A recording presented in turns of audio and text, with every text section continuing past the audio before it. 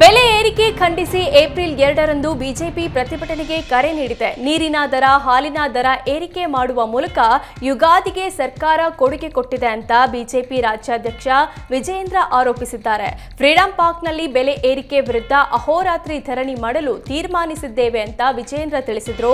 ಶಾಸಕರು, ಮಾಜಿ ಶಾಸಕರು, ಸಂಸದರು, ಪದಾಧಿಕಾರಿಗಳು ಈ ಹೋರಾಟದಲ್ಲಿ ಭಾಗಿಯಾಗಲಿದ್ದಾರೆ. ಇನ್ನು ಏಪ್ರಿಲ್ 4ರಂದು ಎಲ್ಲಾ ಜಿಲ್ಲಾ ಕೇಂದ್ರ ಮತ್ತು ಏಪ್ರಿಲ್ 5ರಂದು ಮಂಡಲ ವ್ಯಾಪ್ತಿಯಲ್ಲಿ ಹೋರಾಟ ಮಾಡ್ತೇವೆ ಅಂತ ತಿಳಿಸಿದ್ರು.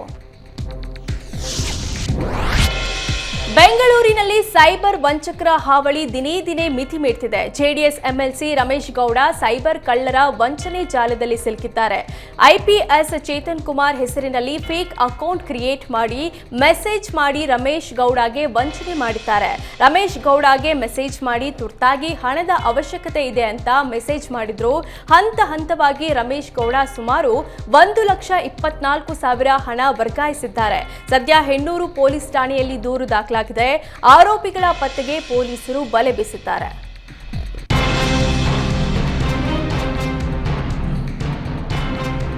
ಪ್ರಾಥಮಿಕ ಮತ್ತು ಪ್ರೌಢ ಶಿಕ್ಷಣ ಸಚಿವ ಮಧು ಬಂಗಾರಪ್ಪ ಮಾಧ್ಯಮಗಳ ವಿರುದ್ಧ ಕಿಡಿಕಾರಿದ್ದಾರೆ.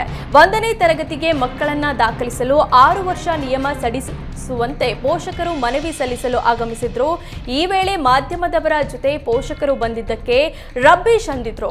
ಮಕ್ಕಳ ಸಮಸ್ಯೆ ಬಗ್ಗೆ ಚರ್ಚಿಸಲು ಪೋಷಕರು ಬರಬಾರ್ದ ಅಂತ ಪ್ರಶ್ನಿಸಿದ್ದಕ್ಕೆ ಬೇಜವಾಬ್ದಾರಿ ಮಾತುಗಳನ್ನಾಡಿದ್ದಾರೆ. ಈ ಬಗ್ಗೆ ಚರ್ಚೆಗೆ ಗ್ರಾಸವಾಗ್ತಿದ್ದಂತೆ ನಾನು ಮಾಧ್ಯಮಗಳಿಗೆ ಹೇಳಿಲ್ಲ, ಪೋಷಕರಿಗೆ ಹೇಳಿದ್ದು ಅಂತ ಉಲ್ಟಾ ಹೊಡೆದ್ರು.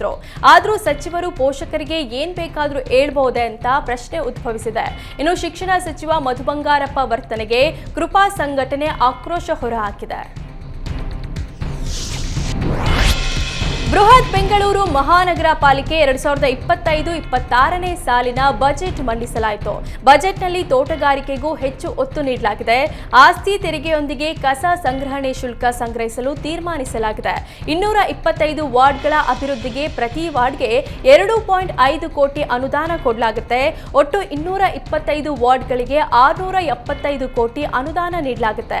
ಈ ಬಾರಿಯೂ ಬಿಬಿಎಂಪಿ ಚುನಾವಣೆ ನಡೆಸದೆ ಅಧಿಕಾರಿಗಳಿಂದಲೇ ಬಜೆಟ್ ಮಂಡನೆಯಾಯಿತು. 10 ಕೋಟಿ ವೆಚ್ಚದಲ್ಲಿ ಈ ಆಟೋ ಖರೀದಿಗೆ ಪ್ಲಾನ್ ಮಾಡಲಾಗಿದೆ. 1000 ಅರ್ಹ ಉದ್ಯೋಗಸ್ಥ ಮಹಿಳೆಯರು ಹಾಗೂ ಪೌರ ಕಾರ್ಮಿಕರಿಗೆ ವಿದ್ಯುತ್ ಚಾಲಿತ ದ್ವಿಚಕ್ರ ವಾಹನ ನೀಡಲಿದ್ದಾರೆ. ತೃತೀಯ ಲಿಂಗಗಳಿಗೆ ಸಣ್ಣ ಉದ್ಯಮಕ್ಕಾಗಿ 2 ಲಕ್ಷ ಧನ ಸಹಾಯ ಮಾಡುವುದಾಗಿ ಬಜೆಟ್ನಲ್ಲಿದೆ.